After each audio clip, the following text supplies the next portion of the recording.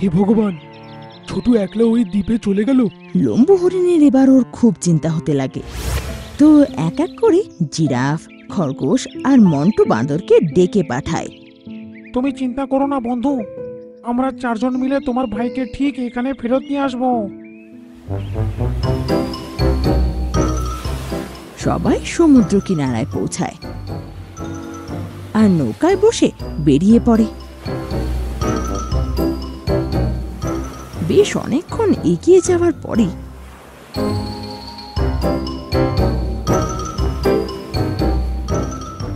ওরা একটা দ্বীপ দেখতে পায়। হ্যাঁ, ওই দেখো, ওটাই বোধহয় রহস্যময় দ্বীপ।